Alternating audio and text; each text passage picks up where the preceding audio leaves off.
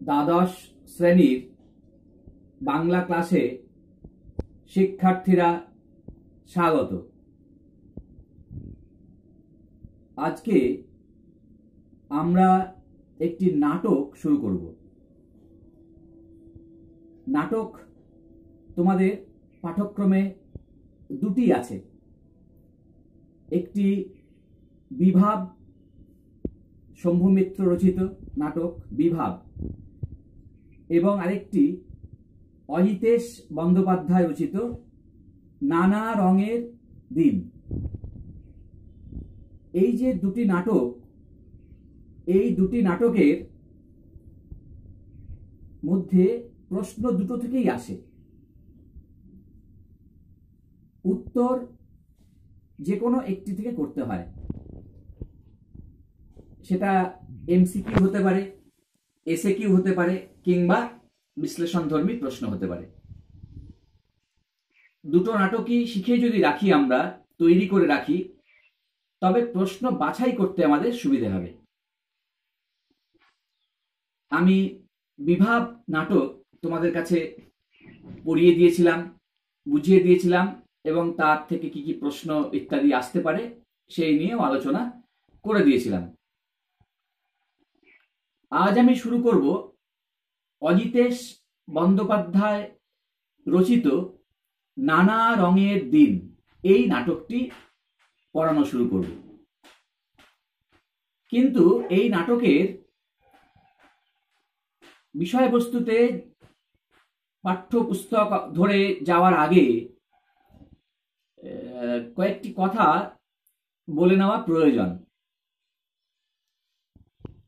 অজিতেশ বন্দ্যোপাধ্যায়ের সঙ্গে তোমাদের এই দ্বাদশ শ্রেণীতেই সম্ভবত আলাপ হচ্ছে পাঠ্য পুস্তকের যে পাঠ্য বিষয় তার মাধ্যমে। তোমাদের অনেকেই হয়তো ওনার কোনো নাটক এর আগে পড়ে থাকবে বা অভিনয় করে থাকবে, কিন্তু পাঠ্য পুস্তকে এই প্রথম তোমরা তার লেখা, অজিতেশ বন্দ্যোপাধ্যায়ের লেখা একটি নাটক পড়বে। এই অজিতেশ বন্দ্যোপাধ্যায় একজন আদ্যন্ত নাট্যমোদী ব্যক্তিত্ব। তিনি যেমন নাটক রচনা করেছেন, তেমনি মঞ্চে অভিনয় করেছেন, নাটক পরিচালনা করেছেন, নাটক নিয়েই তিনি স্বপ্ন দেখেছেন। জীবনের সঙ্গে ওতপ্রোতভাবে এই নাটক, এই শিল্পকর্মটিকে তিনি জড়িয়ে নিয়েছেন। তিনি কলকাতার মনীন্দ্রচন্দ্র কলেজ, তোমরা নাম শুনে থাকবে, সেই মনীন্দ্রচন্দ্র কলেজের যখন ছাত্র ছিলেন, ইংরেজি স্নাতক ওখান থেকেই তিনি হন। সেখানে দেয়াল পত্রিকা প্রকাশিত হতো। সেই দেয়াল পত্রিকা প্রকাশিত হতো এবং সেই বিষয়ে তিনি অগ্রণী ভূমিকা নিতেন। পরবর্তী ক্ষেত্রে একটি নাটক মঞ্চস্থ করার কথা তারা ভাবেন এবং নাটকের প্রতি যে আগ্রহ, সেই কলেজ জীবন থেকেই কিন্তু তাকে আকৃষ্ট করে। নাটক পাঠ শুধু নয়, নাটক সম্পর্কে ধ্যান ধারণা অর্জন শুধু নয়, নাটক মঞ্চস্থ করা, অভিনয় করা, এই বিষয়টি তাকে ভীষণভাবে আকর্ষণ করতে শুরু করে। তিনি এই যে নাটকের প্রতি আকর্ষণ অনুভব করেন, এই থেকেই কিন্তু নান্দিকার যে নাট্য দল তার সূচনা হয় এবং সূচনা লগ্ন থেকেই তিনি আছেন সেই নান্দিকার নাট্য গোষ্ঠীর সদস্য এবং একদম প্রথম সারির কর্মী এবং সংগঠক। আর সেই সঙ্গে নাট্য দলের সঙ্গে তিনি যুক্ত হন যেমন, তেমনি ভারতীয় যে গণনাট্য সংঘ তার সঙ্গে ওতপ্রোতভাবে যুক্ত হয়ে পড়েন। কমিউনিস্ট আন্দোলনের সঙ্গে তিনি দীর্ঘদিন যুক্ত ছিলেন। সেই মতাদর্শ, ভাবধারা ইত্যাদি তাকে ভীষণভাবে উজ্জীবিত, এবং তিনি প্রায় দীর্ঘ 1 দশক ধরে তিনি কিন্তু সেই নাট্য আন্দোলনের সঙ্গে যুক্ত থেকেছেন। পরবর্তী ক্ষেত্রে তিনি সেই যোগসূত্র ছিন্ন করে স্বাধীনভাবে নাটক মঞ্চস্থ করা, নাটক রচনার কাজে নিজেকে নিয়োজিত রেখেছিলেন। সেই সঙ্গে সঙ্গে তিনি শিক্ষকতা পেশাতেও কিন্তু নিযুক্ত ছিলেন। শিক্ষকতা পেশাতে নিযুক্ত থাকার সুবাদে তিনি যেমন একদিকে প্রচুর দেশি এবং বিদেশি নাট্য পাঠের সুযোগ পেয়েছিলেন, কিন্তু পরবর্তী জীবনে তিনি মঞ্চে অভিনয়, নাট্য গবেষণা, নাটক রচনা ইত্যাদি কাজে এতটাই ব্যস্ত হয়ে পড়েন, এবং চলচ্চিত্রে অভিনয়ও তিনি করেছেন। বাংলা চলচ্চিত্রে তো অভিনয় করেছেন, হিন্দি চলচ্চিত্রে অভিনয় করেছেন। এই সমস্ত কাজে তিনি এতটাই ব্যস্ত হয়ে পড়লেন যে তিনি শিক্ষকতার চাকরিতে ইস্তফা দিলেন। তিনি পুরো সময়টিকে কিন্তু, সমস্ত সময়কে তিনি নাট্য শিল্পকেই কিন্তু দিতে শুরু করলেন। এই অজিতেশ বন্দ্যোপাধ্যায় মহাশয় তিনি যে নাটক রচনা করেছেন তার দুটো আঙ্গিক আছে। দুটো আঙ্গিক বলতে, একটা হচ্ছে তার মৌলিক নাট্য সৃষ্টি, মৌলিক নাট্য সৃষ্টি, আর একটি দিক হচ্ছে রূপান্তরিত নাটক। একদিকে মৌলিক নাটক, একদিকে রূপান্তরিত নাটক। তিনি কয়লা খনির শ্রমিকদেরকে নিয়ে লিখেছেন, সাঁওতাল বিদ্রোহ নিয়ে লিখেছেন। এগুলো তার সমাজ সচেতনতা জাগ্রত করার নাটক। সমাজ সমস্যা, জীবন যন্ত্রণা, সাধারণ মানুষের, শোষিত মানুষের, শ্রমজীবী মানুষের যন্ত্রণার কথা তিনি তুলে ধরেছেন বিভিন্ন মৌলিক নাটকের মধ্য দিয়ে। তার সৃষ্টি বিভিন্ন মৌলিক নাটকের মধ্য দিয়ে। আর রূপান্তরিত নাটক হচ্ছে, তোমাদের একটু আগে আমি বলছিলাম, তিনি প্রচুর পড়াশোনা করেছেন, দেশ বিদেশের নাট্য সাহিত্য তিনি প্রচুর পড়তেন, পণ্ডিত মানুষ ছিলেন। সেই সুবাদে তিনি Anton Chekhov, বের্টল্ট Brecht, Leo Tolstoy তাদের লেখা বিভিন্ন নাটক তিনি বিদেশি বিভিন্ন নাট্যকারের নাটক থেকে তিনি অনুবাদ করতেন। এগুলোকেই আমরা তার রূপান্তরিত নাটকের শ্রেণীতে ফেলতে পারি। আমি এই কথাগুলো বললাম তার একটি কারণ, সেটি হচ্ছে আমরা যে নাটক সম্পর্কে আজকে আমরা আলোচনা করব, কিছুটা জানব, তার রচিত যে নানা রঙের দিন নাটক, এই নাটকের উৎসটা কি? উৎস হচ্ছে আন্তন চেকভের সোয়ান সং। এই সোয়ান সং নাটকেরই কিন্তু রূপান্তরিত রূপ আমাদের পাঠ্য নানা রঙের দিন। এই নানা রঙের দিন নাটকের মধ্যে তিনি তার যে অভিজ্ঞতা, নাট্য ব্যক্তিত্ব হয়ে তার যে অভিজ্ঞতা, সেটাকেও কিন্তু ওতপ্রোতভাবে মিলিয়ে মিশিয়ে একাকার করে দিয়েছেন। আমাদের পরিতাপের বিষয় এটাই যে এমন একজন নাট্য ব্যক্তিত্ব, নাট্যমোদী পণ্ডিত মানুষ, তাকে আমরা মাত্র 50 বছর বয়সে কিন্তু হারিয়েছি। তিনি দীর্ঘ জীবন লাভ করতে পারেননি, অচিরেই চলে গেছেন।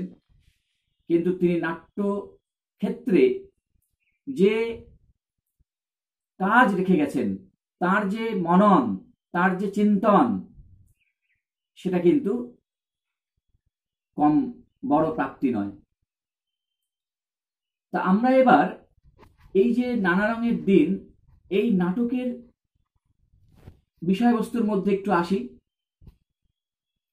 এটি একাঙ্ক নাটক, একাঙ্কিকা যাকে বলে।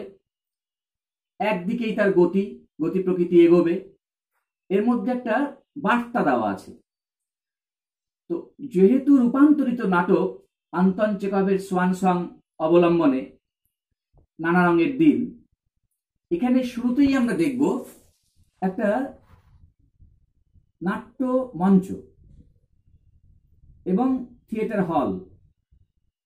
এই শুরুতেই আমরা দেখব, এবং দিলদারের ভূমিকায় অবতীর্ণ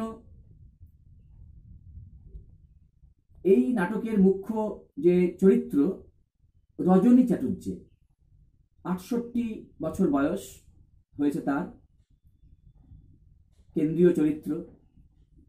আরেকজনকে দেখব কালীনাথ সেন, তিনি প্রম্পটার।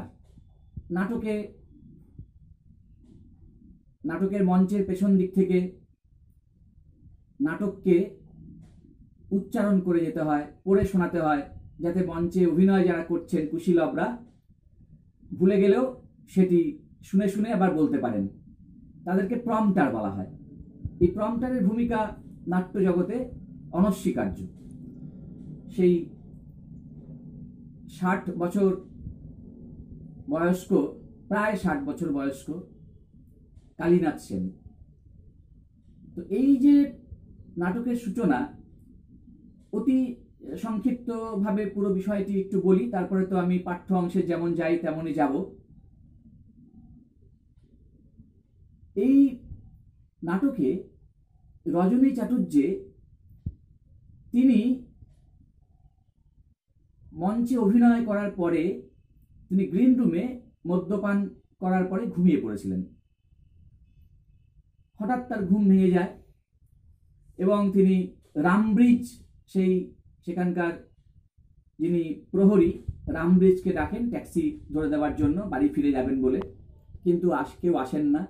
তারপরে ময়লা পাজামা চাদর পরে সেখানে উপস্থিত হন প্রম্পটার কালীনাথ সেন, এবং কালীনাথ সেনের সঙ্গে তিনি কথাবার্তা শুরু করেন। তার স্বগতোক্তি এখানে ধরা পড়ে, দীর্ঘ দীর্ঘ সংলাপ আছে এখানে। তিনি তার জীবনের যে যন্ত্রণা সবটাই প্রকাশ করেন। এই যে অন্ধকার মঞ্চ এবং দর্শকাসন, সেটাকে তার যেন শ্মশানের স্তব্ধতা, নীরবতা বলে মনে হয়। দেয়ালে দেয়ালে অঙ্গারে যেন তার ফেলে আসা জীবনের সেই ইতিহাস কেউ বা কারা বুঝি লিখে দিয়েছে।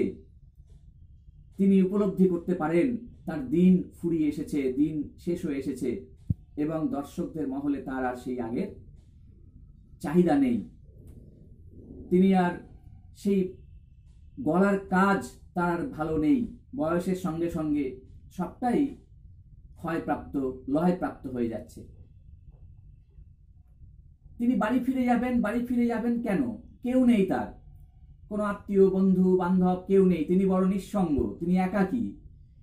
এই নিঃসঙ্গতায় তার মুখ দিয়ে বেরিয়ে আসে, এবং কালীনাথ সেন তার পাশে থেকে নানা রকম কথা বলে সান্ত্বনা দেওয়ার চেষ্টা করেন। কিন্তু তিনি তার মতো করে বলেই যান। ইন্সপেক্টর অফ পুলিশ, টকবগে তরুণ ইন্সপেক্টর অফ পুলিশের চাকরি তিনি ছেড়ে দেন এই নাটককে ভালোবেসে, মঞ্চে অভিনয় করার অদম্য স্পৃহায়, অদম্য বাসনায়, ইচ্ছায়। কিন্তু তার পরিণতি কি হয়েছে? তিনি ভাবছেন খবরের কাগজে প্রশংসা লেখা, দর্শকদের হাততালি, স্তুতি সবটাই মেকি। একটা সময় পরে কোনো কিছুই আর কিছু নেই। অর্থাৎ শিল্পী বড় নিঃসঙ্গ, বড় একা। তার দিন শেষের কথা যেন সেখানে ঘোষিত হচ্ছে সেই অন্ধকারের মধ্যে, নিকষ কালো পরিবেশের মধ্যে। তার সেই প্রেমের কথা তিনি নাটকের জন্য, নাটককে ভালোবেসে তিনি চাকরি ছেড়েছেন, তিনি তার প্রেমকে বিসর্জন দিয়েছেন এই নাটককে ভালোবেসে।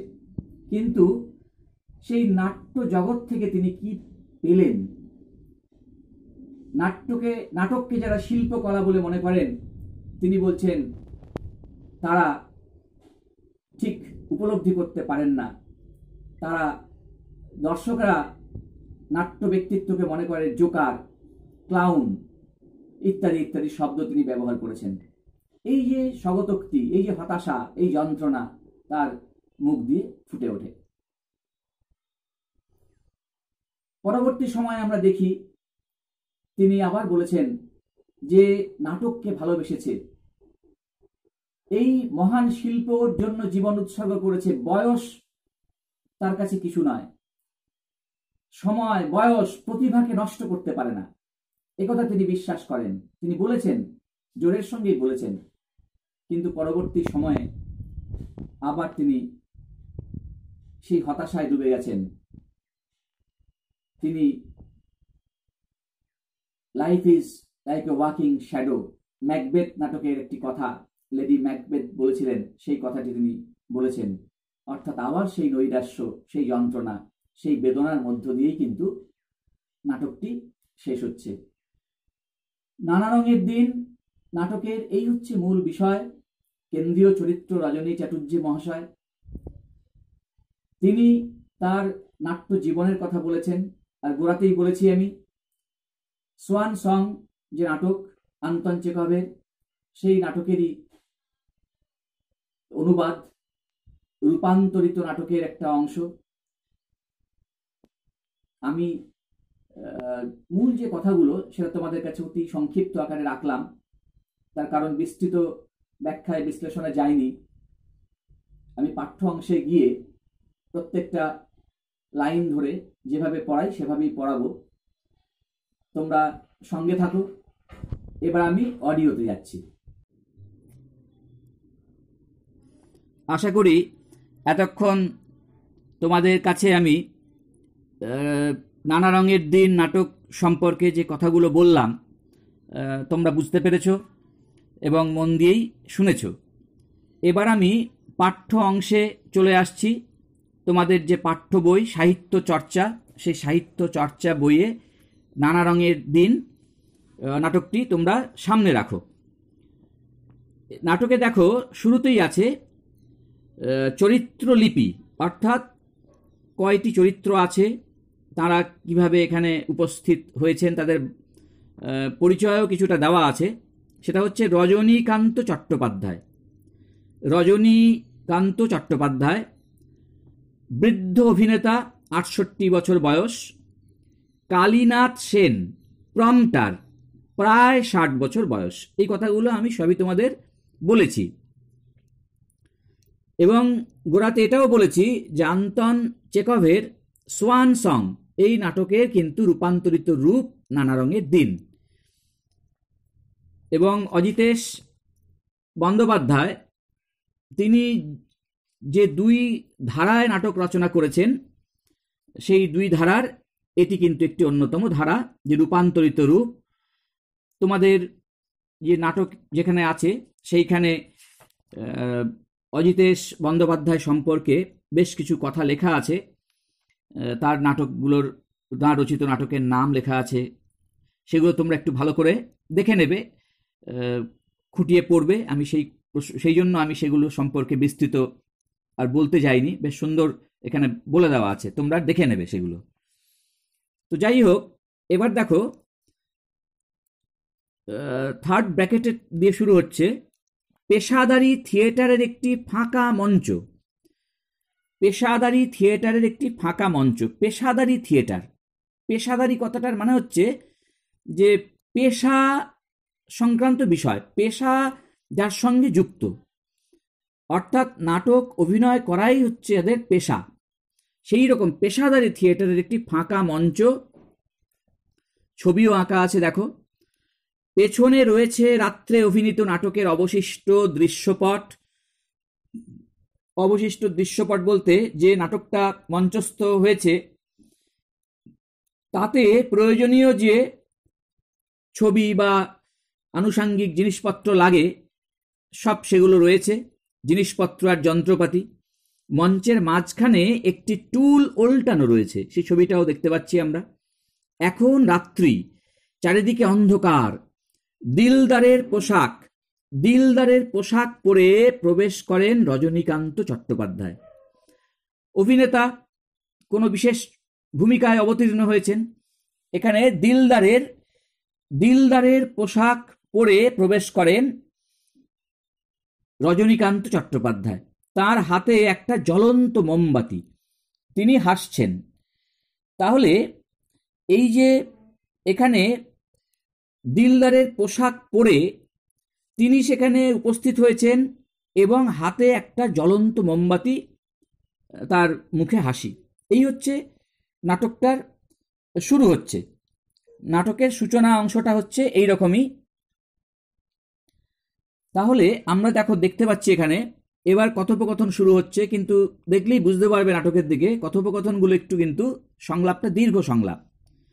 রজনী বলছেন, আচ্ছা ব্যাপারটা কি বলতো, কি গেরো, মানে কিছু সমস্যা। ঘুমলুম একেবারে গ্রিন রুমে।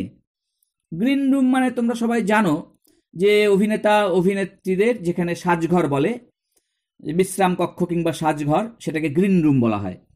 নাটক কখন শেষ হয়ে গেছে, হল ফাঁকা, শাহজাহান জাহানারা সব পাত্রপাত্রী ভোঁ ভাঁ, আর আমি দিলদার এতক্ষণ পড়ে পড়ে গ্রিন রুমে নাক ডাকছিলুম। এখানে একটু কথা বলার আছে, সেটা হচ্ছে তোমরা সবাই জানো যদিও যে শাহজাহান, এই শাহজাহান তো মুঘল সম্রাট, তোমরা জানো, এবং জাহাঙ্গীরের পুত্র এবং তার একটা অবিস্মরণীয় কীর্তি তাজমহল নির্মাণ, এবং সেইটা সমাধি সৌধ বলেই পৃথিবী বিখ্যাত। তো তার যে রাজত্বকাল, সেই রাজত্বকালকেই কিন্তু মুঘল যুগের বেশ সবথেকে সমৃদ্ধ সময় এটা বলা যায়। আর এই জাহানারা হচ্ছেন শাহজাহানের বড় মেয়ে। কিন্তু সিংহাসন নিয়ে যখন শাহজাহানের ছেলেদের মধ্যে একটা দ্বন্দ্ব বিবাদ উপস্থিত হয়, তখন কিন্তু শাহজাহানকে গৃহবন্দী করে রাখা হয়।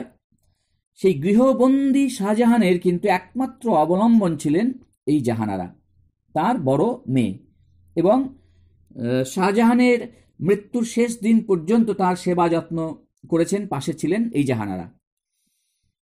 তারা সব ভোভা, সেই ভূমিকায় যারা অবতীর্ণ হয়েছিলেন, অভিনয় করেছিলেন, তারা চলে গেছেন। আর আমি দিলদার এতক্ষণ পড়ে পড়ে গ্রিন রুমে নাক ডাকছিলুম। আর আমি এতক্ষণ ধরে পড়ে পড়ে এখানে নাক ডাকছিলুম মানে ঘুমোচ্ছিলুম। দূর 12টা বেজে গেছে আমার। 12টা বেজে গেছে বলতে সর্বনাশ হয়ে গেছে, আমি ধ্বংস হয়ে গেছি, এটাই বোঝাতে চেয়েছেন।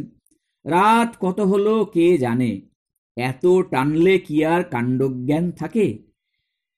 বোঝাই যাচ্ছে, টানলে বলতে নেশাদ্রব্য গ্রহণ, মদ্যপানের কথা বলা হচ্ছে। চেয়ারে পড়েছি আর ঘুম। বাহ বাহ বুদ্ধা, अच्छा ही किया, क्या होगा तुमसे, कुछ नहीं, बिल्कुल कुछ नहीं। চেঁচিয়ে স্বগতোক্তি, নিজেকে বলছেন। বুদ্ধা মানে বুড়ো, এবার নিজেকেই বয়স্ক মানুষ, নিজেকেই স্বগতোক্তি করছেন এগুলো, এবং চেঁচিয়ে বলছেন, রামব্রিজ, রামব্রিজ, আরে গেল কোথায় লোকটা, কোথায় ধেনো টেনে পড়ে আছে বেটা, রামব্রিজ। সম্পর্কে তোমাদের বলেছিলাম যে রামব্রিজ হচ্ছেন সেখানে প্রহরীর দায়িত্ব, প্রহরা দেন।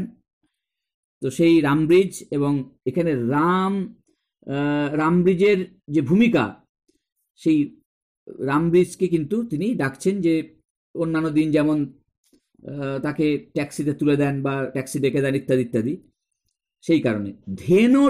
ধেনো মানে হচ্ছে দিশি মদ। ধেনো শব্দটার অর্থ হচ্ছে দিশি মদ, সেটা তিনি পান করেছেন, রামব্রিজকে তিনি ডাকছেন। হতাশ হয়ে পড়েন, টুলটা সোজা করে তার উপর বসেন, যে পড়ে যাওয়া টুল সেটাকে সোজা করেন এবং বসেন, মোমবাতিটাকে মাটিতে রাখেন। চারিদিক নিঝুম, খালি আমার গলাটাই ঘুরে ফিরে কানে বাজছে আমার, কেমন যেন ভয় ভয় লাগছে। কাল রাতেও ঠিক একই ব্যাপার, মদ গিলে গ্রিন রুমে পড়েছিলুম। রামব্রিজি ঘুম থেকে তুলে ট্যাক্সি ডেকে দিয়েছিল, তার দরুন আজ সন্ধেবেলা নগদ 3টে টাকা বকশিসও দিলুম ওকে। এটা মনে রাখতে হবে, নগদ 3টি টাকা বকশিস দিয়েছেন গতকালের সেই ট্যাক্সি ডেকে দেওয়ার কারণে। আর তার ফল হলো কি না, সেই টাকায় তিনি নিজেই আজকে মদ গিলে কোথায় পড়ে আছেন, নিঘাত মেইন গেটে তালা পড়ে গেছে। আচ্ছা, পাগলের পাল্লায় পড়া গেছে, যা হোক, মাথা ঝাঁকিয়ে।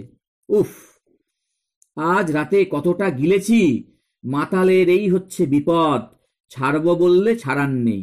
আরে বাবা, দিলুম তোকে বকশিস দিলুম না, উনি আবার সেই আনন্দে আমাকেই 1.5 বোতল খাইয়ে গেলেন। একেবারে রামধেনু। রামধেনু শব্দটা ধেনু দিশি মদ, আর রামধেনু মানে আরো কড়া দিশি মদ, সেটাই ইঙ্গিত করা হচ্ছে। উফ, বুকের ভেতরটা থরথর করে কাঁপছে, কাঁপছে যে, অর্থাৎ সেই রামধেনু পান করার ফলে তার যে অনুভূতি সেটাই তিনি প্রকাশ করেছেন। মুখের ভেতরটা যেন অডিটোরিয়াম। অডিটোরিয়াম একটা ইংরেজি শব্দ, মানে দর্শকরা যেখানে বসেন সেই বসার স্থান, পুরো হল ঘর যেটাকে বলি সেটাই হচ্ছে অডিটোরিয়াম। ইন্টারভ্যালে সব দর্শকরা হাঁটাহাঁটি লাগিয়ে দিয়েছে। ইন্টারভ্যালটাও ইংরেজি শব্দ, অর্থাৎ দুটো অংশ যে নাটকের, তার মধ্যবর্তী যে অংশ, সেই বিরতি যেটাকে বলা হয়, সেই সময় যেন হাঁটাহাঁটি লাগিয়ে দিয়েছে। জিভটা টানছে কিরে বাবা, অর্থাৎ জিভটা একটু শুকিয়ে গেছে, একটু থামেন। জিভ শুকিয়ে গেলে কথা বলতে অসুবিধা হয়, তাই থামেন। অকারণ অকারণ রে বাবা। কেউ যদি বলে, রজনীবাবু অনেক তো বয়স হলো, এবার মদ খাওয়াটা ছাড়ুন, কোনো জবাব আছে? উহু, রোজ দিন যায়, সন্ধে হয়, আর মদ খাই। ভগবান, শির দাঁড়াটা গেল, বুকটা কি ভীষণ কাঁপছে, মনে হচ্ছে যেন। রজনীবাবু ভাই, শরীরটার দিকে একটু নজর দিন, আর কি এ বয়সে এত সয়?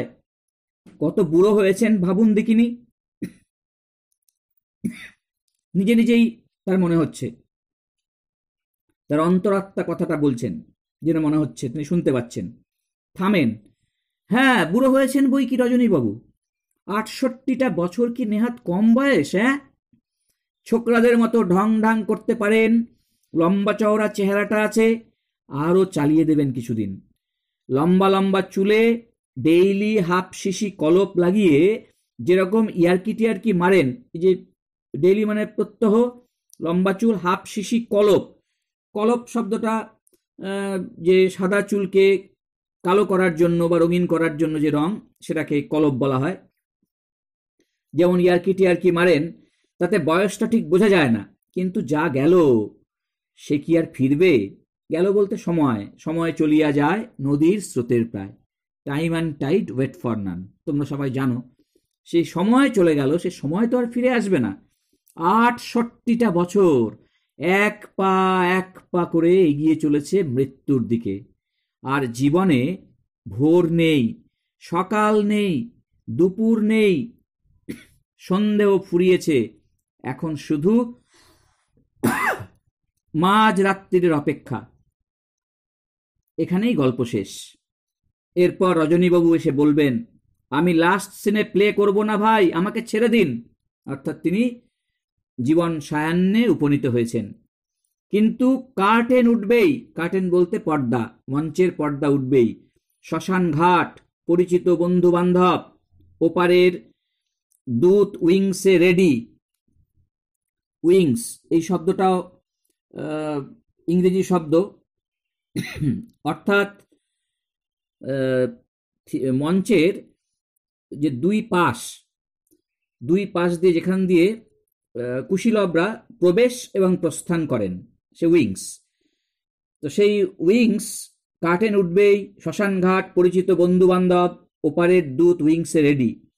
একটু থামেন, সামনের দিকে তাকান, হলের শেষ প্রান্তে, অর্থাৎ সে অন্ধকারাচ্ছন্ন যে অডিটোরিয়াম হল, শেষ প্রান্তে তাকান।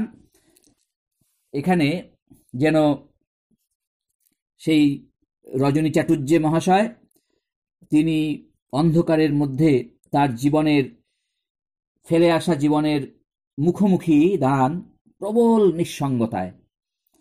এই যে নিষ্ঠুর নিয়তির সামনে দাঁড়িয়ে তার অভিনয় জীবনের কথা তিনি স্মরণ করছেন, তিনি উপলব্ধি করছেন, সেটা আমরা দেখব নাটকের পরবর্তী অংশে কিভাবে তিনি সেটা উপলব্ধি করছেন।